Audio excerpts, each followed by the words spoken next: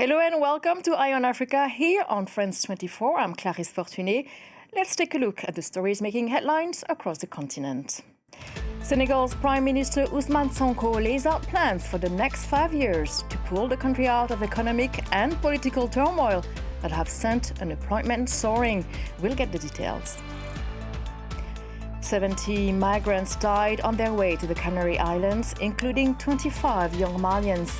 The Atlantic route for migrants from West Africa is one of the deadliest in the world. And they're known as sea cows. The African manatees can be found along the coast of Western Africa, such as in Cameroon's vast Lake Ossa, where an award-winning biologist first saw them more than 10 years ago. But we start in Senegal. Prime Minister Ousmane Sonko addressed the National Assembly this Friday to present the government's general policy. Sonko outlined key reforms such as unemployment and migration, guided by the 2050 vision, which now serves as the executive's roadmap for public policy in the country. In November, the government secured the majority in parliament needed to push forward the ambitious agenda they were elected on earlier in the year. Aminatou Diallo has more. Addressing the National Assembly this morning, Ousmane Sonko pledged concrete measures to ease the cost of living. During the State of the Nation address, Senegal's Prime Minister outlined reforms aimed at tackling unemployment and migration. One of the policies includes repealing a notorious amnesty law that had pardoned crimes and offenses linked to political violence between 2021 and 2024, a law that also enabled his own release from prison. He also emphasized the development of regional economic hubs as a key strategy to decentralize the economy and stimulate growth. Our government will clearly define the Senegal we want for the future, not by limiting ourselves to a 2-year, 5-year, or next election horizon, but with a 25-year vision. This long-term approach will allow us to tackle priority challenges with determination. Only through this can we deliver serious and lasting solutions to the aspirations of the Senegalese people. But according to the opposition, it's the shorter term, urgent issues that need to be tackled first. Long-term planning up to 2050 is certainly important, but the country needs urgent measures in 2025. The cost of living is rising sharply, and 2024 was a record year of illegal immigration. Students, teachers, and retirees are struggling, and women seem to have been forgotten. On Saturday, Prime Minister Ousmane Sonko will return to Parliament, hoping to secure the 2025 budget that will fund these policies. Following days of post-electoral unrest in Mozambique, President-elect Daniel Chapo has called for non-violence and unity. Chapo, who said he regretted the violence, promised that after his inauguration in mid-January, he would be the president of all, despite opposition claims of vote rigging. Mozambique's top court on Monday confirmed that Frelimo Chapo's party that has been in power for 50 years won the October 9 vote, triggering 4 days of unrest. That saw streets blocked, shops and businesses torched and looting. Some 134 people were killed in the unrest, according to a local NGO. Guinean opposition leader has been arrested for allegedly insulting the head of the military government in power since the 2021 coup. Human rights groups denounced the detention of Aliouba, who heads the Liberal Democratic Movement. Mba's arrest is the latest in a crackdown by the junta of General Mamadi Doumbouya. And Mali announced nearly 70 migrants died when their boat sank as they tried to reach Spain earlier this month. 25 young Malians have been formally identified among the victims, with only 9 survivors. The Atlantic route for migrants from West Africa to the Canary Islands is one of the deadliest in the world. And this year alone, close to 10,000 people died at sea taking that route. Elena Maleno is the spokesperson for the organization Caminando Fronteras, and she says that it has become normalized to let people die at sea because the sea leaves no trace. There are 30 people dying every day. Last year, there were 18. The most horrific route continues to be the Atlantic route. It is the most deadly route currently active in the world, and above all the route in that part of the Atlantic that leaves Mauritania and heads towards the Canary Islands. It has become normalized to let people die. The majority of people disappear at sea. As the sea leaves no trace, the only remaining trace is in the families who have to look for their disappeared. But in the end, the figures are made invisible. These victims are made invisible. An aid convoy has made its way to the besieged area of Khartoum for the first time since Sudan's civil war broke out in April last year. The World Food Programme provided trucks loaded with food, while UNICEF and Médecins Sans Frontières sent medical supplies and malnutrition kits for children. Access to this area had been particularly difficult with security threats and roadblocks set up by the warring sides, the RSF and the army.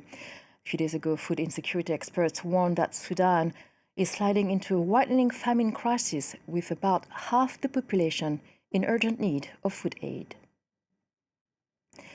Cost of living has soared in Nigeria, and with tens of millions of people without bank accounts in a country paralyzed by a cash shortage, many are turning to alternative solutions, companies like this Nigerian fintech, which makes it possible to receive payments that are traceable and, above all, instantaneous.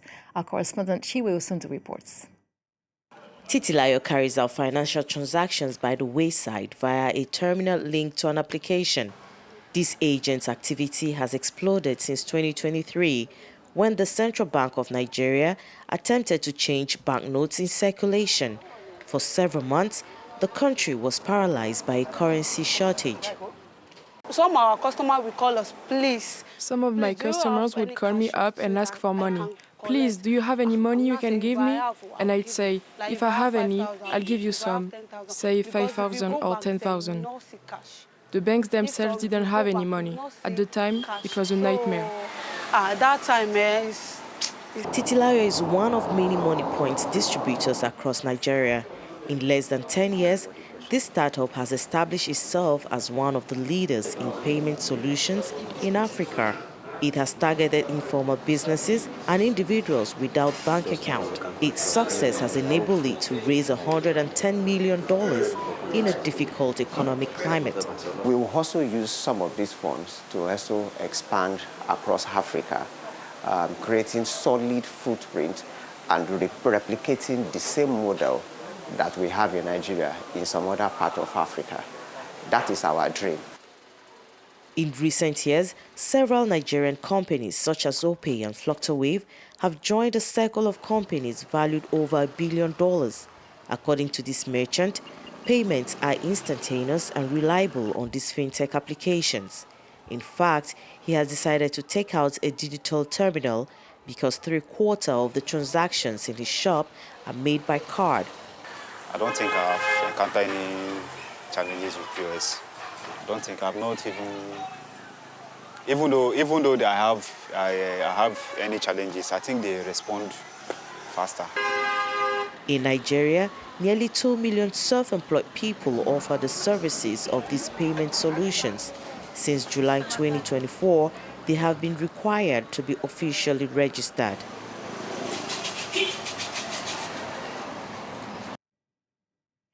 They're huge, and yet they're vulnerable and shy. The award-winning marine biologist from Cameroon has been studying the manatees, also known as sea cows.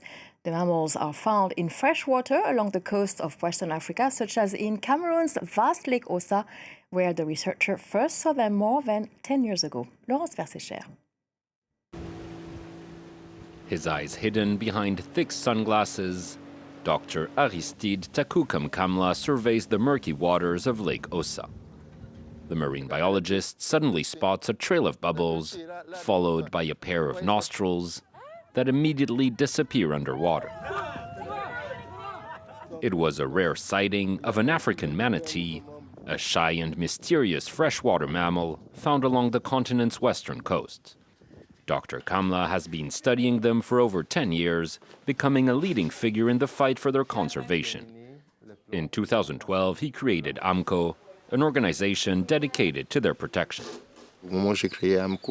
When I created AMCO, manatee poaching was really rampant. But thanks to our conservation programs and by offering alternative ways to earn income, we were able to practically put an end to manatee poaching. Local restaurants used to serve manatee meat, but that's no longer the case. Manatee poaching is now illegal in Cameroon, but many dangers remain. While on patrol, Dr. Kamla and his team spot a large net cast by a local fisherman in which a young manatee could easily get trapped. It's not normal. It prevents the manatees from passing. They can go through. In a tense exchange, the man refuses to remove the net, saying his livelihood depends on it. But despite frequent clashes, Dr. Kamla views the local fishing community as an important ally.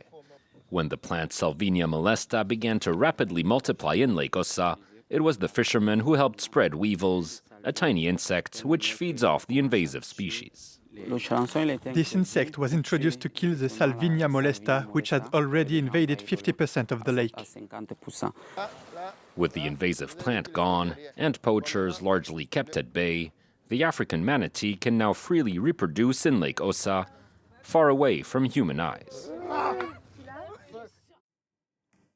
And this report concludes our edition of Eye on Africa. Thank you for watching.